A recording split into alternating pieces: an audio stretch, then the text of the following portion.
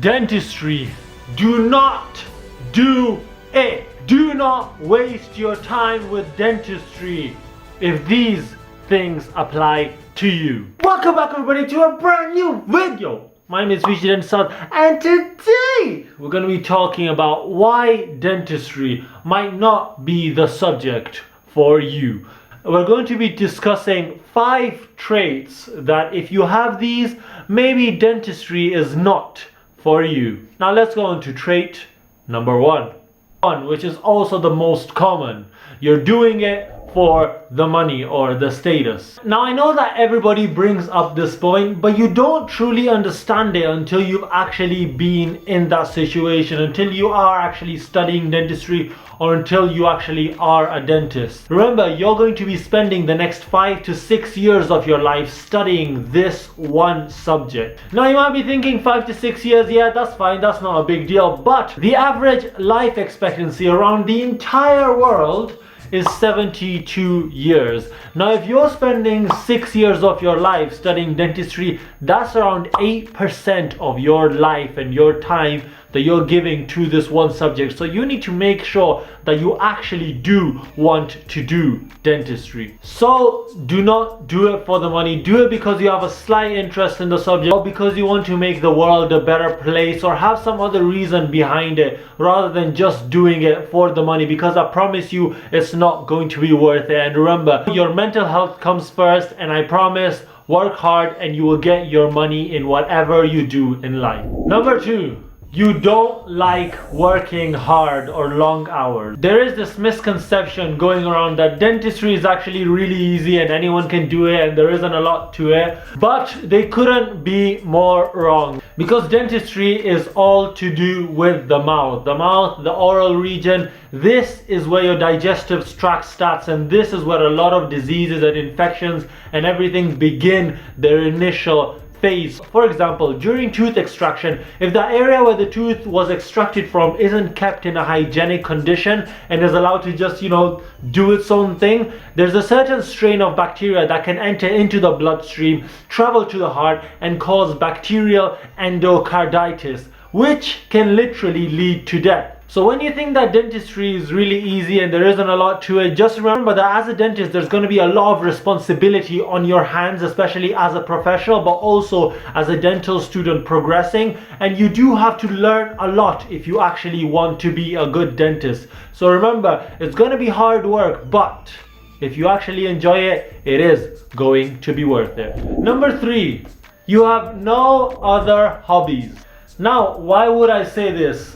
Let's get real for a second. After you graduate, if you decide to be a general dentist, the procedures you're going to be doing are going to be a bit repetitive every single day. So it's nice to have something to look forward to once you finish your workday, once you go home, so that your life doesn't just revolve around going to your work, going home, sleeping, going to your work again. You need to have something outside of your work that you can really get excited for at the end of the day and be like, I'm gonna go home and I'm gonna do my hobby. You really need something there for you just to keep your life a bit more interesting.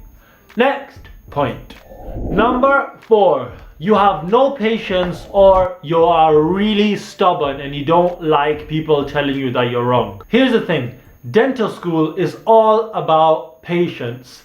There are going to be times where you work super hard on something. Let's say you're trying to make a denture and you work hours and hours and hours, and you bring it into lesson, you show your teacher, and they're going to say that it's absolute trash and you need to start again. And I know that gut-wrenching feeling of, after all this time I'm still not appreciated. But you need to understand in those moments that when your teacher said your work is bad and you need to retry, it's only because they care for you and they want you to be a better dentist. So this is when your patience is really tested and when it's really going to come through. Also, for example, in 4th year we had to get patience, and it was really difficult to get patience at the first time. You need to have patience to get patience.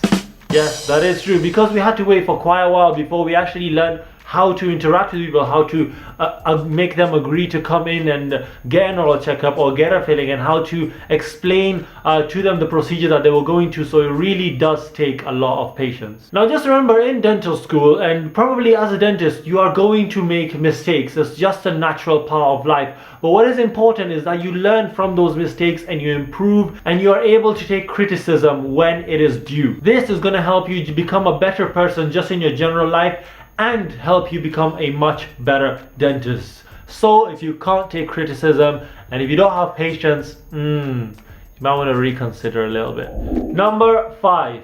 You don't like any sorts of arts or crafts or modeling with the little clay and all that sort of stuff. If you don't like that, dentistry probably isn't for you, because you are going to spend a lot of time making up these little models of your teeth. For example, we did wax ups of our teeth, where we would do half of a dental arch completely out of a wax block. Now that takes your time, that takes your patience, and if you do not enjoy arts and crafts, you're just going to be struggling and hating your life. Then later on, even as a professional dentist, you are going to have to use composite, which is a clay-like material, to make up the anatomy of the cusps of the teeth and the anatomy of the entire tooth. And you're going to have to take impressions where you use alginate in order to get the shape of the mucosal surfaces and the teeth and all that sort of stuff. So if you really do not enjoy arts and crafts, maybe dentistry isn't for you, and you should consider something else as your career option. Now the final and the most important trait,